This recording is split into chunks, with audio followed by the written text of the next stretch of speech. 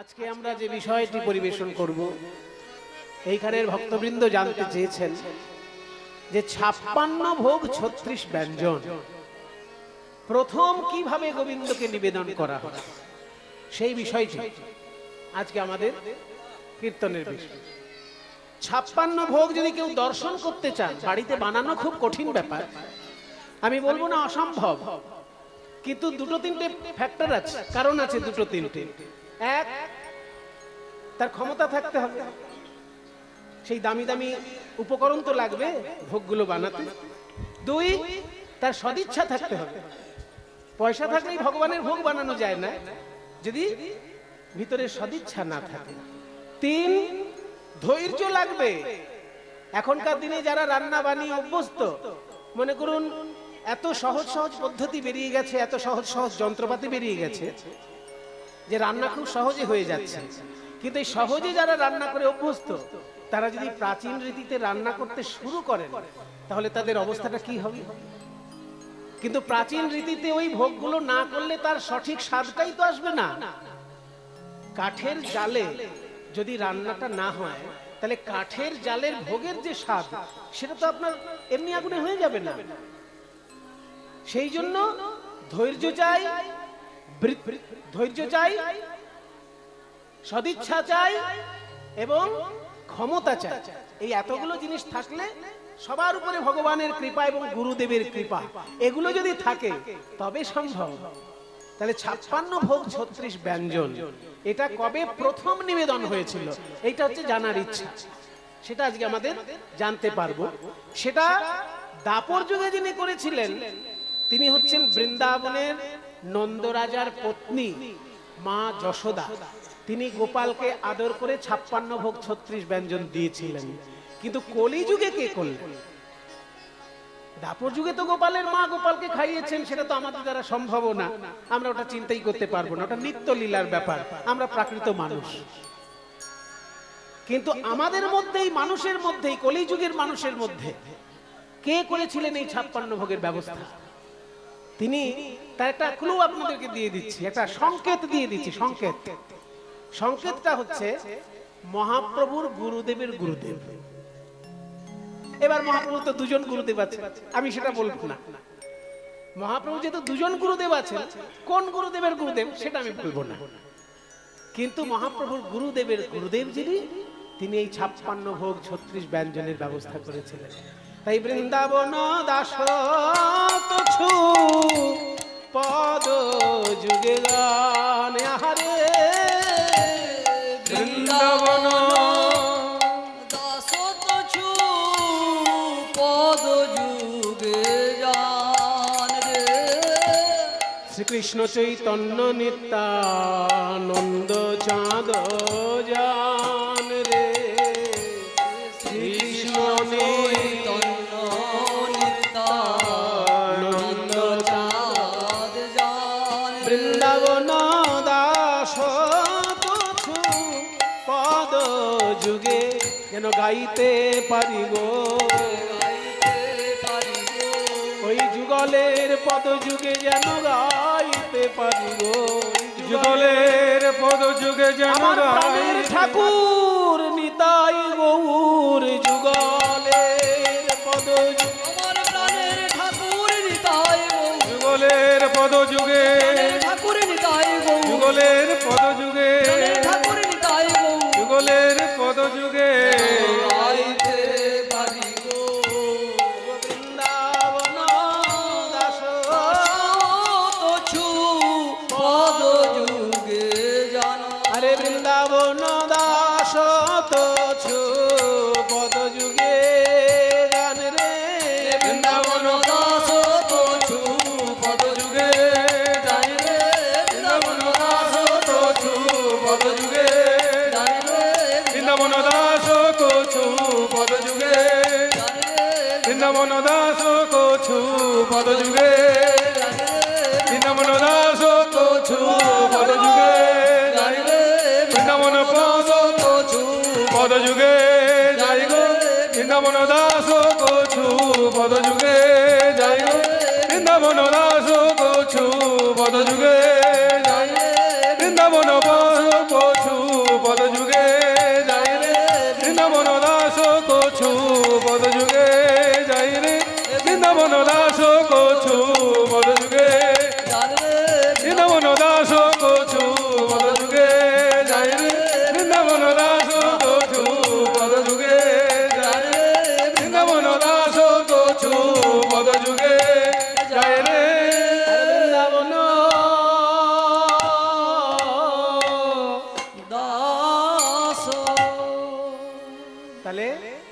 একাদশীর যে গান আমরা একটু সংক্ষেপে গাইলাম, বিরাট বড় পদ তো, পুরোটা না একটু সংক্ষেপে গাইলাম। একাদশীর গান এটা, একাদশীর দিনে এই গানটা গাইতে হয়।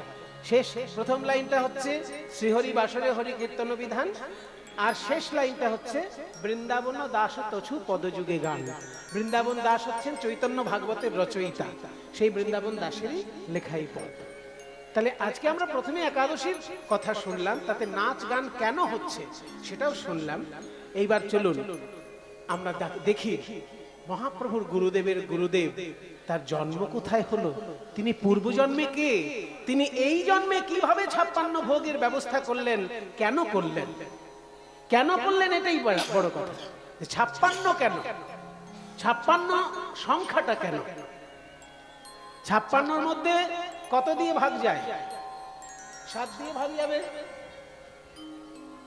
8 দিয়ে ভাগ যাবে, তাহলে 8-এ অষ্টপাশ, 8 দিয়ে ভাগ করা যাবে তো 56-কে, 56 আবার 7 দিয়ে ভাগ করা যাবে, 7-8 56। হ্যাঁ। তাহলে এই দেখুন 8-এ হচ্ছে অষ্টপাশ, পাশ মানে দড়ি, যে 8খানা দড়ি আমাদেরকে কলি রাজা বেঁধে রেখেছে যাতে ভগবানকে না ডাকতে পারি, ভগবানের নাম শুনতে না পারি। 8 রকমের দড়ি দিয়ে আমাদেরকে আষ্টে পৃষ্ঠে বেঁধেছে। সেই 8টি দড়ি কি কি, এগুলো শুনে রাখা ভালো, কারণ ভবিষ্যতে একটা একটা করে খণ্ডন করা যেতে পারে, আর যদি জানাই না থাকে তা খণ্ডনের প্রশ্ন নেই। 8টা দড়ি কি কি, যার জন্য আমরা আষ্টে পৃষ্ঠে বাঁধা আছি? সেই 8টা দড়ি হচ্ছে ঘৃণা, লজ্জা, ভয়, মান, কুল, শীল, জাতি, অভিমান। প্রথম কথা ঘৃণা। আপনার ভেতরে যদি ঘৃণাবোধ থাকে আপনি কৃষ্ণ সেবা করতে পারবেন না, গুরু বৈষ্ণবের সেবা করতে পারবেন না। মনে করুন আপনার গুরুদেব বাড়িতে এসেছে, এবার আপনার গুরুদেবের পায়ে একটা ঘা হয়েছে, তাহলে গুরুদেবের পায়ে ঘা হয়েছে বলে যদি সেই পায়ে আপনি প্রণাম না করেন তাহলে ভক্তি লাভ হবে?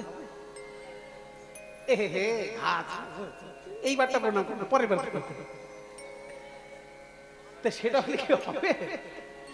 আরে বাবা, কর্মফল সকলকে ভোগ করতে হয়, ভগবান নিজেই কতবার কর্মফল ভোগ করেছেন, আমাকেও কর্মফল ভোগ করতে হয়। গুরুদেব আমার মঙ্গলের জন্য অনেক তপস্যা করছেন, সেটাই আমার দেখা, যে আমার মঙ্গলের জন্য গুরুদেব নাম জপ করছেন কিনা, আমার মঙ্গলের জন্য গুরুদেব ধ্যান করছেন কিনা, আমার মঙ্গলের জন্য গুরুদেব তীর্থ পর্যটন করছেন কিনা। যেসব জায়গায় আমি যেতে পারছি না গুরুদেব ঘুরে আসছে, তাহলে তাকে প্রণাম করলে আমার মঙ্গল হবে না? তাহলে আমার মঙ্গলের জন্য সব কাজ যিনি করছেন, তার একটা ঘা হয়েছে বলে আমি প্রণাম করবো না? তাহলে ভিতরে যদি ঘৃণাবোধ থাকে, বিবেকানন্দের কথা শুনলে তো আপনারা চমকে উঠবেন মশাই। স্বামী বিবেকানন্দ রামকৃষ্ণদেবকে এমন সেবা করতেন, মা শারদার পরেই যদি রামকৃষ্ণদেবকে কেউ সেবা করে থাকে সেটা বিবেকানন্দ। একটা উদাহরণ আমি দিচ্ছি, সত্য গল্প, সত্য কাহিনী, এগুলো কাহিনী তো নয়, এগুলো ঘটনা। রামকৃষ্ণদেবের যখন গলায় ক্যান্সার হয়েছে তখন একবার কাশি দিলেই রক্ত বেরিয়ে আসতো, কাশি দিলেই রক্ত বেরিয়ে আসতো। তা শারদা মা ছাড়া ওনার সেবা করতে সবাই ভয় পেতেন, কারণ ওই রক্ত যদি গায়ে লেগে যায়, যদি আমার ক্যান্সার হয়ে যায়। এখন যেমন ক্যান্সার সারানোটাও আগের থেকে সহজ হয়েছে, তখন তো এতটা সহজ ছিল না। তাই সবাই ভয়ে ভয়ে রামকৃষ্ণদেবের থেকে দূরে থাকতেন, যে ঠিক আছে উনি ভগবান, উনি অবতার, ওনাকে প্রণাম করব, ওনার কথাগুলো মুখস্থ করব, কিন্তু কাছে যাব না যদি রক্ত ছিটকে গায়ে লেগে যায়। তো একবার বিবেকানন্দ ওই কাশি উঠেছে বলে কাশির কফটা ফেলবেন বলে কফের পাত্র রামকৃষ্ণদেবের কাছে নিয়ে আসছে। এবার রামকৃষ্ণদেবের কাছে যখন কফের পাত্রটা এনেছেন, কফ তো বেরোবে না, বেরোবে একদম থোকা থোকা রক্ত, কাশলেই রক্ত বেরোবে। তা সেই যখন পাত্রটা এনেছে, ওই রক্ত কাশিটা এমন বেরোলো রামকৃষ্ণদেবের, যে রামকৃষ্ণদেবের মুখ থেকে সোজা বিবেকানন্দের মুখের মধ্যে গিয়ে পড়ল। দেখবেন জীবনীতে লেখা আছে, আমি বানিয়ে কোনো গল্প বলি না, আমার গুরুদেবের কৃপা, আমি যাদের সঙ্গ পেয়েছি, আমি যাদের কৃপা পেয়েছি, আমার কত জন্মের ভাগ্য ভালো আমি জানি না, যে এইসব জ্ঞানী গুণী পণ্ডিত তাদের কৃপা আমি পেয়েছি। আমার গুরুদেব যিনি শ্রীমৎ বৈষ্ণব চরণ দাস বাবাজি মহারাজ, পঞ্চতীর্থ সংস্কৃত ভাষায় এক একটা তীর্থ মানে এক একটা এম এর সমান, এক একটা তীর্থ পাস মানে এক একটা এম এর সমান, এম এ পাস। 5খানা এম এ পাস করলে যে জ্ঞান হয়, সংস্কৃত পাণ্ডিত্যে পঞ্চতীর্থর হচ্ছে সেই জ্ঞান। তিনি আমার দীক্ষা গুরু শ্রীমৎ বৈষ্ণব চরণ দাস বাবাজি মহারাজ। কাজেই বইপত্রের সঙ্গে সম্পর্ক না রাখলে অন্তত মানুষের মধ্যে কথা বলা উচিত না। আমার এইটুকু মনে হয়েছে। আমি বেশি জানি না, কিন্তু যেটুকু জানি সেটা আমি কনফিডেন্ট, তাতে আপনাদের আশীর্বাদ আর সৎগুরুর কৃপা, এইটুকু বলতে পারি। যখনই কাশি দিলেন শ্রীরামকৃষ্ণদেব, সেই কফ গিয়ে বিবেকানন্দের মুখের মধ্যে পড়ল। আর স্বামী বিবেকানন্দ এমন শ্রীরামকৃষ্ণ চরণে নিবেদিত প্রাণ, বাইরে গিয়ে সেই কফ ফেলে দিলেন না, সেই কফ গিলে ফেললেন। এই হচ্ছে গুরু সেবা। কই তিনি তো ভয়েতে ছুটে গেলেন না, সারা জীবন তো আতঙ্ক করলেন না যে আমার গুরুদেবের ক্যান্সারের রক্ত আমার মুখের মধ্যে চলে এসেছে, ওরে বাবা কখন আমার ক্যান্সার হয়ে যায় তার ঠিক নেই। হয়নি। রামকৃষ্ণদেবের পরে স্বামী বিবেকানন্দের যখন মৃত্যু হয়েছে, ক্যান্সারের জন্য তিনি মরেননি, অন্য কারণে, তার অনেক রোগ ছিল, কিন্তু ক্যান্সার তো ছিল না। তাই গুরু নিষ্ঠা, গুরু ভক্তি, এগুলো প্রথম শর্ত হচ্ছে ঘৃণা থাকা চলবে না। ঘৃণা থাকলে পরে সেবা বুদ্ধি থাকে না। কোন নার্স যদি রোগীকে দেখে ঘৃণা করে, সেই নার্স কি সেবা করতে পারবে রোগীর? তাই কোন মা বাবার যদি সন্তানকে ঘৃণা হয়, তাহলে সন্তানের যখন ঘা হবে, মা কি সেখানে মলম দিতে পারবে? তাই ঘৃণা থাকলে পরে সেবা হয় না। ওই জন্য আমাদের মনে ঋষিগণ বলছেন প্রথম দড়িটাই হচ্ছে ঘৃণা।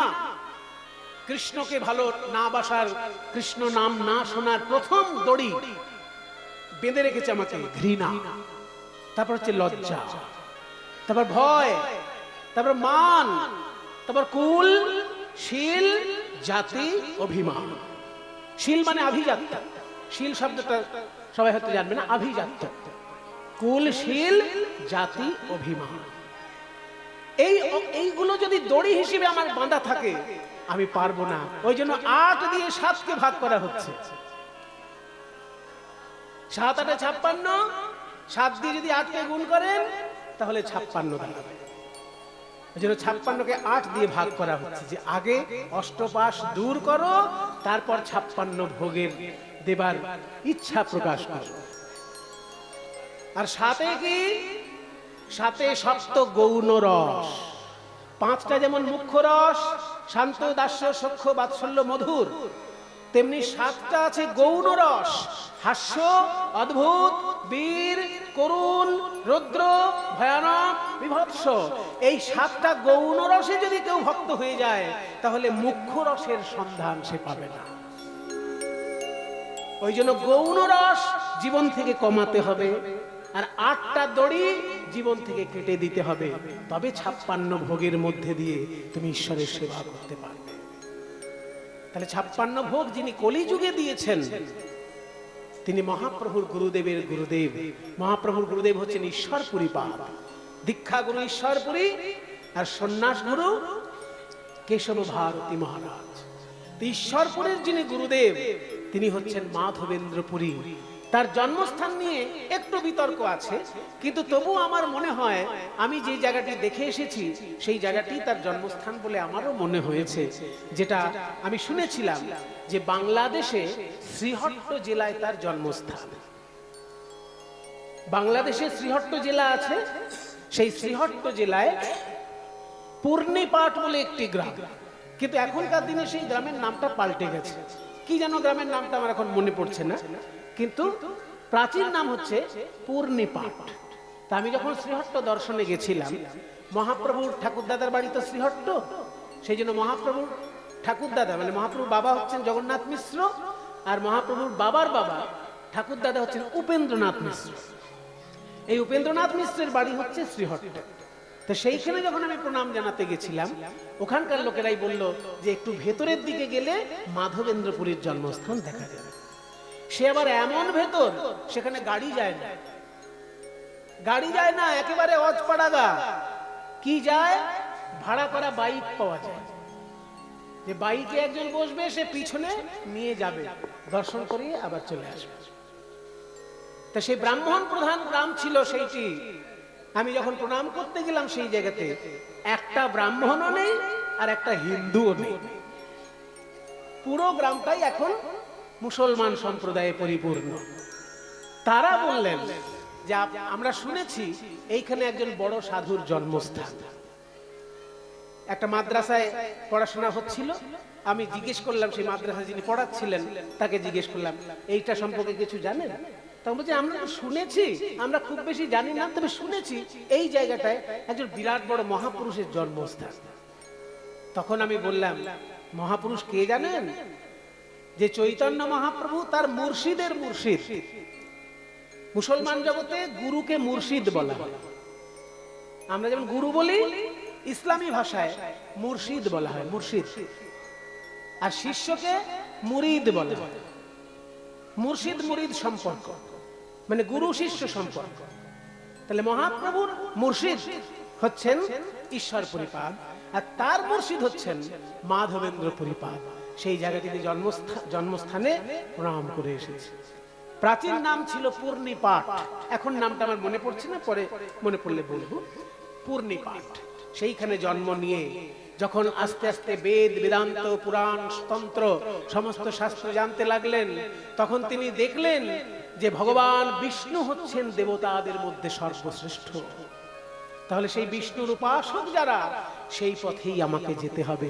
বিষ্ণু শ্রেষ্ঠ কেন? শিব ঠাকুরের তো অনেক গুণ। সারা ভারতবর্ষে যেদিকে তাকাবেন আপনি বড় বড় শিব মন্দির পাবেন। কোন দেবতা ছোট বড় এ বলার আমার অধিকার নেই, কারণ দেবতার নিজস্ব মহিমায় সে সর্বশ্রেষ্ঠ। কিন্তু নিরপেক্ষ বিচার যদি করতে হয় তখন কিন্তু একটু যেটা শাস্ত্রে আছে সেটাই বলা ভালো। ব্রহ্মা সৃষ্টিকর্তা, শিব ঠাকুর সংহারকর্তা, আর বিষ্ণু পালন কর্তা। কাজে পালন যদি না হয় সৃষ্ট হয়েই কি হবে? আর সংহার করবে, আর সৃষ্টি হয়ে যদি সংহার হয়ে গেল তাহলে জীবনটাই সে ভোগ করতে পারলো না। মাঝখানটাই তো প্রধান। আপনার একটা সময় জন্ম হলো, একটা সময় মৃত্যু হলো, কিন্তু মাঝখানটাই তো আপনার আসল জীবন। তাই সৃষ্টিকর্তা ব্রহ্মা, সংহারকর্তা শিব ঠাকুর, মাঝখানটা পালন। সারা জীবন বড় হতে লাগে। আমি এখনো বলি না যে আমি সবকিছু জানি, সবকিছু বুঝি। এখনো কতজনের কাছে কত কি জানি। আমার ছাত্রের কাছেও যদি আমি কিছু জানতে পারি, তার কাছ থেকে আমার শিখতে কোনো লজ্জা নেই। কারণ বড় হওয়া কখনো থেমে থাকে না, মৃত্যুর দিন পর্যন্ত বড় হওয়া যায়। কাজী বিষ্ণু হচ্ছেন পালন কর্তা। তার মধ্যে সব থেকে কোন গুণটার জন্য তিনি শ্রেষ্ঠ? না সহ্য ক্ষমতার জন্য শ্রেষ্ঠ। এটা কে প্রমাণ করেছিলেন? এই তো বাবা, ঠিক উত্তর বেরিয়ে এসেছে। ভৃগু মুনি একবার পরীক্ষা করার জন্য বেরোলেন যে ব্রহ্মা বিষ্ণু মহেশ্বরের মধ্যে শ্রেষ্ঠটা কে। আমি আজকেই একটা হেস্তনেস্ত করে ছাড়ব। তাই প্রথমে গিয়ে কি করলেন? সৃষ্টিকর্তার কাছে আগে যাই। সৃষ্টিকর্তা ব্রহ্মা, তোমার সৃষ্টির মধ্যে এত গন্ডগোল কেন, সেটা আগে আমাকে হিসেব দাও। কারোর একেবারে চোখ নাই, আবার কারোর গাদা গাদা চোখ। আমি মানুষকে ধরছি না, মানুষের তো মাত্র দুটো চোখ। কারোর চোখ নেই। কোন কোন প্রাণী আছে না চোখ নেই, যেমন কেঁচো, কেঁচোর চোখ নেই। তাহলে কোন কোন প্রাণী আছে যার চোখই নেই। আবার কারোর কারোর হাজার হাজার চোখ আছে। কার গো?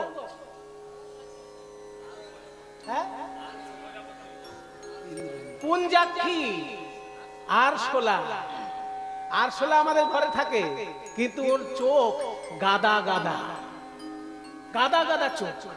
তাহলে এই বৈষম্য কেন তোমার সৃষ্টির মধ্যে? তুমি আমাকে হিসেব দাও। ব্রহ্মা বললেন, আমার সৃষ্টি নিয়ে একটা সাধারণ মুনি তুমি কথা বলতে এসেছো? দেখছো হাতে কি আছে? আমি সারাক্ষণ যজ্ঞ করার জন্য হাতে অগ্নি পাত্র রাখি। এই অগ্নিপাত্র তোমার উপর ছুড়ে দিলাম। যেই না অগ্নিপাত্র ছুড়ে দিল, ভৃগুমুনি ছুটতে লাগলেন। কেন ছুটতে লাগলেন? না অগ্নিপাত্র যদি আমায় ভস্মীভূত করে দেয় তাহলে আমি প্রমাণ করতে পারবো না কে শ্রেষ্ঠ। তাই অগ্নিপাত্র ছুটছে আর ইনিও ছুটছেন। ছুটতে ছুটতে শিব ঠাকুরের কাছে এসে দাঁড়িয়েছে। এই যে দেবাদিদেব মহাদেব, তুমি তো বিরাট বড় একটা উপাধি পেয়েছো, দেবাদিদেব মহাদেব। সত্যি তুমি দেবতাদের মধ্যে খুব সহজে সন্তুষ্ট হয়ে যাও, তোমাকে সন্তুষ্ট করতে বেশি কাঠখড় কারোরই পুরাতে হয় না।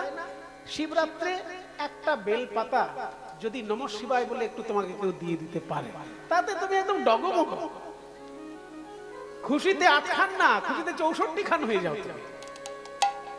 খুব ভালো কথা।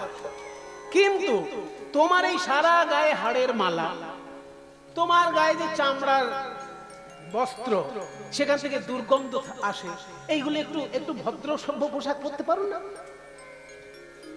যেই না বলেছে শিব ঠাকুর রেগে গেছেন যে তুমি আমার পোশাক দেখতে এসেছো না আমার গুণ দেখতে এসেছো?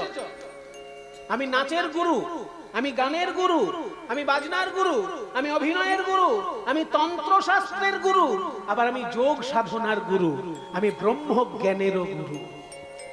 পোকা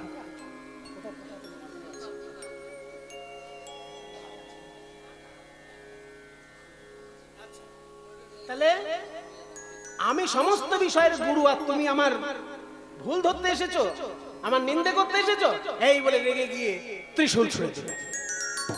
আমি আগেই বলেছি দেবতাদের মধ্যে সব থেকে তাড়াতাড়ি খুশি হন তিনি, যিনি সব থেকে তাড়াতাড়ি রেগে যান। এবার উনি তো তাড়াতাড়ি রেগে যান, করার কিছু নেই।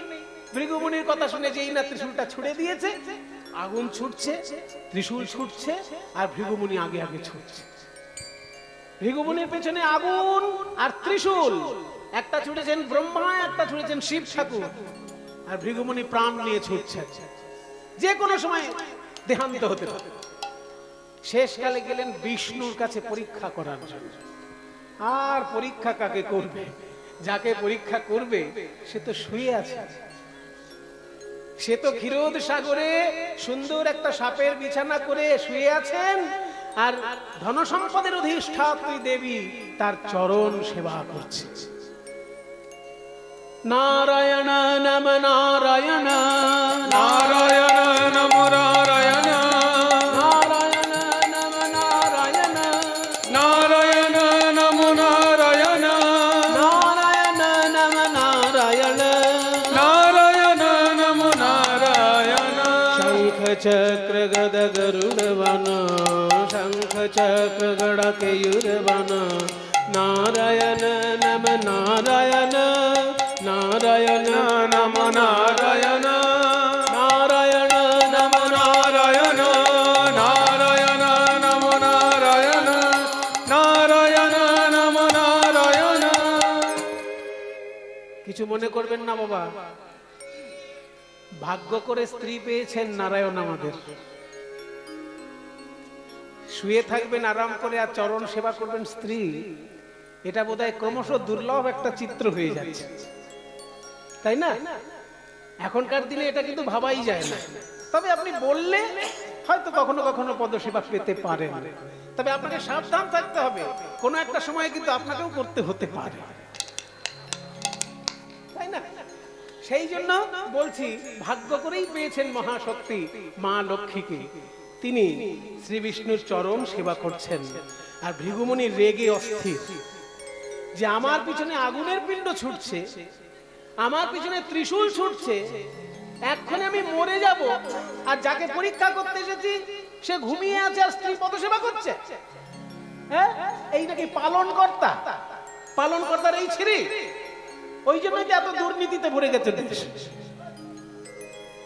পালন কর্তা যদি ঘুমিয়ে থাকে তো দেশে দুর্নীতি করবে না।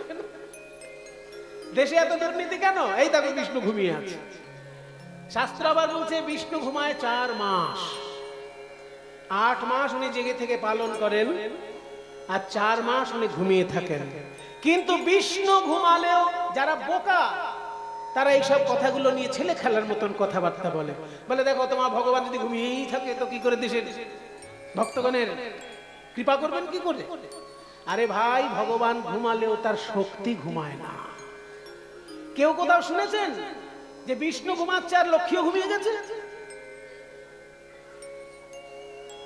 বিষ্ণু ঘুমিয়ে থাকলে লক্ষ্মী ঠাকুর তার পদসেবা করছেন, তার মানে কি ওই মহাশক্তি দেখে রাখছেন সারা বিশ্ব ব্রহ্মাণ্ড।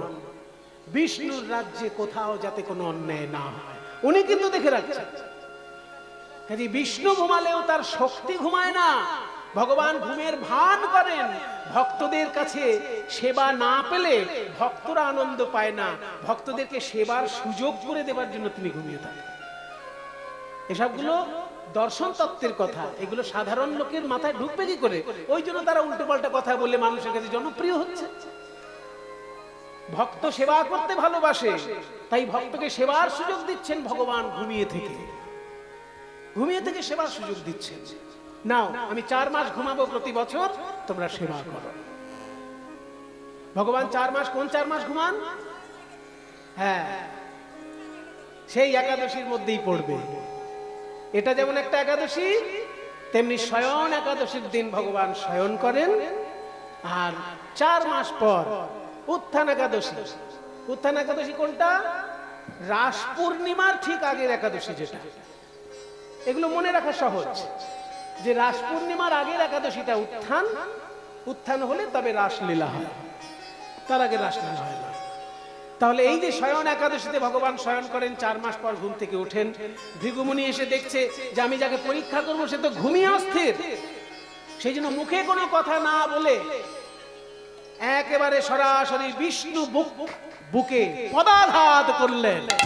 বিষ্ণু বক্ষে চরণ চিহ্ন, বিষ্ণু বক্ষে চরণ চিহ্ন, বিষ্ণু বক্ষে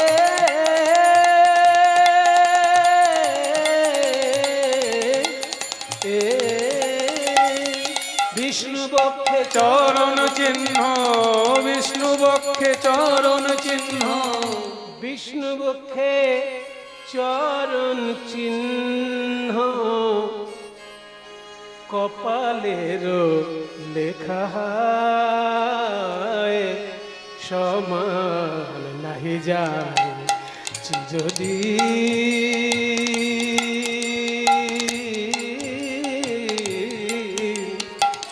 কাহার সমান নাহি যায় চিরদিন। কাহার সমান নাহি যা। অবতার শ্রীরামচন্দ্র যিনি জানকীর পতি, তার হলো বনবাস, রাবণ করে দুর্গতি। অবতার তার শ্রীরামচন্দ্র যিনি জানকীর পতি, তার হলো বনবাস, রাবণ করে দুর্গতি। আগুনেও পুড়িল না, আগুনেও পুড়িল না, সীতায় আগুনেও পুড়িল না, আগুনেও পুড়িল না, ললাট লিখন খণ্ডায়, কাহার সমান সমান নাহি যায় চিরদিন, কাহারো সমান নাহি যায়। আমরা হিন্দু হয়ে হিন্দু শাস্ত্র সম্পর্কে খুব একটা জানি না। আর কাজী নজরুল ইসলাম মুসলমান কবি, কিন্তু হিন্দু শাস্ত্র একদম গুলে খেয়ে বসে আছে। তাহলে এত সুন্দর লিখলেন কি করে? কাজী নজরুল ইসলাম লিখেছে যে ওই দেখো বিষ্ণু বক্ষে চরণ চিহ্ন, ললাটের লেখা হয়।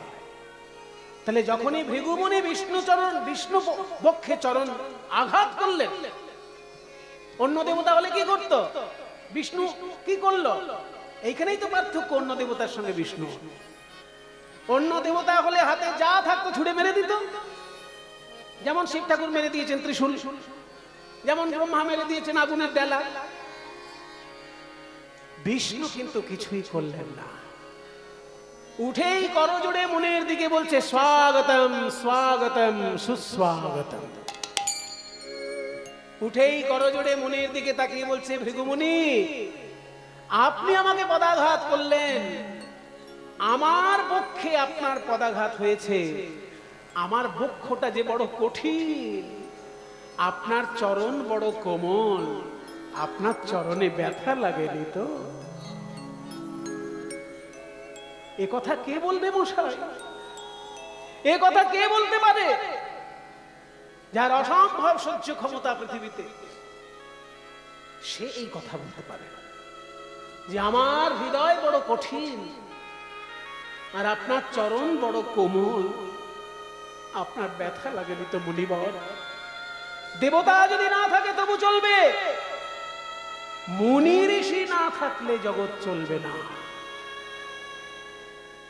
আমরা দেবতার কাছ থেকে পাই প্রসন্নতা। দেবতা রেগে গেলে ঝড় বৃষ্টি করে দিতে পারে, দুর্ভিক্ষ করে দিতে পারে, বন্যা করে দিতে পারে। প্রসন্ন থাকলে সেগুলো কম হবে, নিয়ম মাফিক হবে। যেটুকু ঝড় হবার সেইটুকু হবে, যেটুকু বন্যা হবার সেইটুকু হবে, যেটুকু খরা হবার সেইটুকু হবে। কিন্তু দেবতা অপ্রসন্ন হলে বেশি হবে, এই তো। কিন্তু মুনি ঋষি যদি না থাকে আমরা শিক্ষা পাবো কোত্থেকে? আমরা ছোট থেকে বড় হব কি করে? আমাদের ধর্মশাস্ত্র কে শেখাবে? আমাদের অর্থশাস্ত্র কে শেখাবে? আমাদের কামশাস্ত্র কে শেখাবে? আমাদের মোক্ষ শাস্ত্র কে শেখাবে? ধর্ম, অর্থ, কাম, মোক্ষ, এই চারটে জিনিসের জন্য মানুষের মাথার ঘাম পায়ে পড়ে, এবং চারটেরই শিক্ষা দিয়ে গেছেন আমাদের মুনি ঋষিগণ। কাজেই মুনি ঋষি না থাকলে জগৎ চলবে না, শিক্ষার অন্ধকারে ডুবে যাবে জগৎ। তাই আমি ঘুমিয়ে থাকলেও আপনি জেগে থাকেন, আপনাকে আমি নমস্কার জানাই। সঙ্গে সঙ্গে ভৃগুমুনি বললেন, বিষ্ণু কি বলবো আমি তোমাকে? আমি ব্রহ্মাকে গিয়ে প্রশ্ন করেছি তোমার সৃষ্টির মধ্যে বৈষম্য কেন, আমায় উত্তর দাও। ব্রহ্মা আমাকে কোনো সদুত্তর দিতে পারেনি। রেগে গিয়ে আগুনের পাত্র ছুঁড়ে আমাকে হত্যার চেষ্টা করেছে। ওই দেখো ছুটে আসছে আগুনের ডালা। আমি শিব ঠাকুরকে গিয়ে বললাম যে তুমি তো সংহারের দেবতা, ভালো দেবতা, তাড়াতাড়ি খুশি হও। কিন্তু এরকম নোংরা জিনিসপত্র কেন তোমার কাছে? হাড় কেন, চামড়া কেন?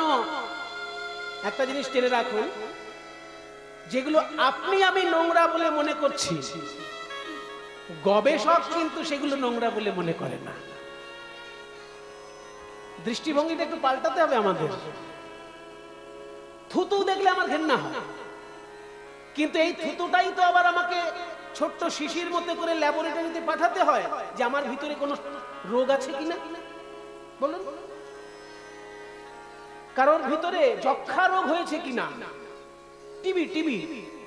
টিবি যদি কারোর হয়েছে, থুতু দ্বারা ধরা পড়বে। তাহলে ডাক্তার যদি বলে যে আমি থুতুটাকে গবেষণা করব না, তাহলে যক্ষা রোগ ধরতে পারবে? সেই জন্য থুতুটা আমার কাছে ঘেন্নার জিনিস, আপনার কাছে ঘেন্নার জিনিস, কিন্তু যিনি যক্ষার ডাক্তার তার কাছে কিন্তু ঘেন্নার জিনিস নয়। কাজে শিব ঠাকুরের গলায় হাড়ের মালা, কোমরে বাঘের ছাল, কাঁধে হরিণের ছাল, এগুলো আমার দেখলে আপনার দেখলে ঘৃণা লাগতে পারে, কিন্তু যারা সাধক তাদের কাছে ঘৃণার পাত্র নয়, ওগুলো ঘৃণার বিষয় নয়। ওই হাড়ের মতন শক্ত করো নিজেকে, ওই বাঘের মতন ঝাঁপিয়ে পড়ার জন্য, শুভ কাজে ঝাঁপিয়ে পড়ার জন্য তৈরি হও, কিন্তু মনটাকে রাখো হরিণের মতন সুন্দর। ওই জন্য হাড়ের মালা, বাঘের ছাল, হরিণের ছাল শিব ঠাকুর গলায় গায়ে পড়ে আছে। সমস্ত কিছুর মধ্যে একটা দর্শন তত্ত্ব লুকিয়ে রয়েছে, আমি আপনি না বুঝতে পারি, কিন্তু যারা গবেষক তারা এগুলো নিয়ে চিন্তা করে। তা আমি বললাম যে তোমার সদুত্তর দিতে হবে, তুমি কেন হাড়ের মালা পরো, কেন বাঘের ছাল পরো? ও কোনো সদুত্তরের ধার ধারলো না, ত্রিশূল ছুঁড়ে দিল আমাকে, এত রাগ। তাই ব্রহ্মা ছুঁড়ে দিল অগ্নিপিণ্ড, শিব ছুঁড়ে দিল ত্রিশূল, আর তোমাকে পরীক্ষা করতে এলাম। তুমি তো এমন ঘুমাচ্ছ, তোমার গিন্নি আবার তোমার পদ সেবা করছে, সেই জন্য আমার রাগ হয়ে গেল। এতক্ষণ আমার রাগ ছিল না, আমার রাগ হয়ে গেল যে যাকে আমি প্রশ্ন করবো সে তো ঘুমোচ্ছে। তাই আমি দেখলাম আমি যে মরেছি, একদিকে শিবের ত্রিশূল আর একদিকে ব্রহ্মার আগুন, আর তুমি উঠলে খুব জোর সুদর্শন চক্র ছুড়ে দেবে। তো মরেছি যখন, মেরেই মরবো, আমি মরেই তো যাবো, কারণ ত্রিশূল আসছে, আগুন আসছে, আর তোমার হাতে সুদর্শন আছে, ছুড়েও দিতে পারে, আবার গদাও আছে, একটা এক্সট্রা জিনিস আছে। সুদর্শন আর গদা ছাড়াও বিষ্ণুর আর একটা জিনিস আছে, কি বলুন তো? চক্রটাই তো সুদর্শন, চক্রটাকে সুদর্শন বলা হয়। না, শঙ্খ তো মারার জিনিস নয়, শঙ্খটা তো বাজানোর জিনিস। শঙ্খ মারা যায় অবশ্য, মাথাটা ফেটে যেতে শঙ্খ যদি ছুঁড়ে কেউ মারে, কিন্তু শঙ্খ মারার জন্য তৈরি হয়নি, শঙ্খ বাজানোর জন্য তৈরি হয়েছে। যা যা আমাদের জানা নেই এগুলো আমরা প্রসঙ্গক্রমে জেনে যাচ্ছি, আমরা কিন্তু এদিক ওদিক যাচ্ছি না। বিষ্ণুর হাতে রয়েছে সুদর্শন চক্র, আরেকটি হাতে রয়েছে শঙ্খ, আরেকটি হাতে রয়েছে গদা, আরেকটি হাতে রয়েছে পদ্ম ফুল। দুটো শান্তির প্রতীক আর দুটো যুদ্ধের প্রতীক। শান্তি আর যুদ্ধ দুটো সমান সমান চাই। যদি তুমি আমার গায়ে গা লাগিয়ে ঝগড়া করো তাহলে আমি যুদ্ধ করব। আমি পাকিস্তানে বোম ফেলবো না, কিন্তু পাকিস্তান যদি তার গায়ের শক্তি দেখানোর জন্য আমার ভারতে এসে বোম ফেলে, আমি ছেড়ে দেবো? আমি যুদ্ধ করবো না, কিন্তু ও যুদ্ধ করলে আমি ছাড়বো না। তাই যুদ্ধও করতে হবে, আবার শান্তিও রক্ষা করতে হবে। বিষ্ণুকে দেখুন, যুদ্ধের জন্য তার হাতে রয়েছে সুদর্শন চক্র আবার গদা, কিন্তু শান্তির জন্য রয়েছে হাতে শঙ্খ। শঙ্খর ধ্বনি হচ্ছে পবিত্র ধ্বনি, ওম ধ্বনিত হয় শঙ্খের মধ্যে দিয়ে। আবার একটা আছে পদ্ম ফুল, তাতে রয়েছে মিষ্টি মধু, আবার সুগন্ধ, মধুতে ভরা। কাজে একদিকে শান্তির প্রতীক, একদিকে যুদ্ধের প্রতীক। মানুষের বেঁচে থাকতে দুটোই সমান দরকার আছে। তা শোনো বিষ্ণু, এই চক্র আর গদা ছাড়াও আরেকটা অস্ত্র বিষ্ণুর কাছে থাকে, সেটা আমরা সবাই জানি না। সেটা হচ্ছে ধনুক আর বাণ। বিষ্ণুর কাঁধেও কিন্তু ধনুর বাণ থাকে, আমরা সেটা ছবিতে কখনো দেখতে পাই না। প্রস্তর মূর্তিতে দেখা যায়, হ্যাঁ, পাথরের মূর্তিতে দেখা যায়। হ্যাঁ, প্রাচীন মন্দিরে যদি কখনো যান, প্রাচীন নতুন নতুন মন্দিরে পাবেন না, প্রাচীন মন্দির যেখানে 2000-2500 বছরের পুরনো মূর্তি পাবেন, সেই প্রাচীন মন্দিরে যদি বিষ্ণু মূর্তি দেখেন, দেখবেন তার কাঁধে পিছন দিকে একটা ধনুক তৈরি করা থাকে। এই ধনুকটার নাম হলো সার্ঙ্গ। ওই জন্য বিষ্ণুর আর এক নাম সার্ঙ্গধর। চৈতন্য মহাপ্রভু যখন চাঁদ কাজী উদ্ধার করার জন্য গিয়েছিলেন, তখন এই শব্দটা বলতে বলতে গিয়েছিলেন, সারঙ্গধর হে সারঙ্গধর, সারঙ্গধর হে সারঙ্গধর, সারঙ্গধর হে সারঙ্গধর, সারঙ্গধর হে সারঙ্গধর,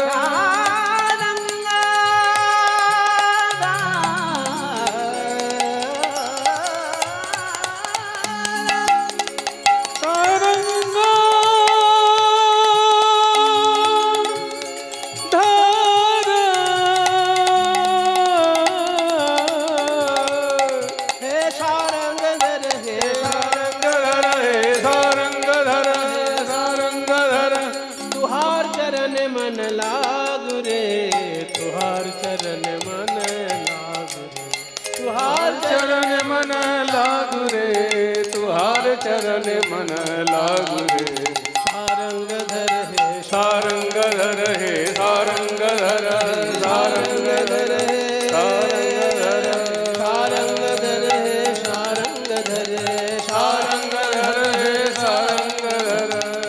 सरनि सदनि पद मप गम रिद भरिवा, गम प पद पद मप गम प, पद पद मप गम प, पद पद मप गम प, मा निध पद निध निध निध निध निध निध निध निध सनि द प, निध निध निध निध निध सनि द प,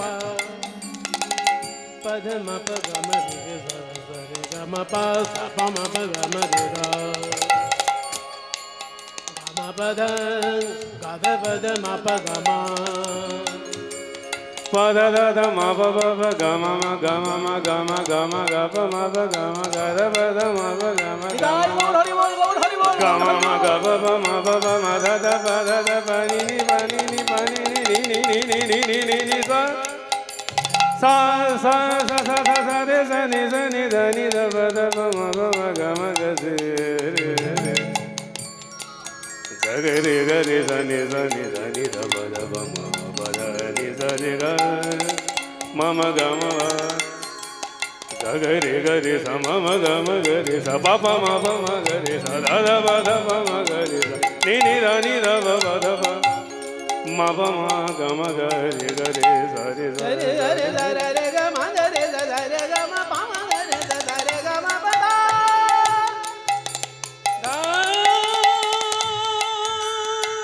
प ध म प ग म रे रे स रे नि रे ध नि प ध म प ग म रे ग स रे ध रंग धर हे सा रंग धर हे सा रंग धर सा रंग धर हे सा रंग धर सा रंग धर हे सारंग धर तुहार चरण मन लागू रे तुहार चरण मन तुहार चरण मन लागू रे तुहार चरण मन लागू रे तुहार चरण मन এই একটা লাইন গাইতে গাইতে চৈতন্য মহাপ্রভু গেছিলেন কাজী উদ্ধারে।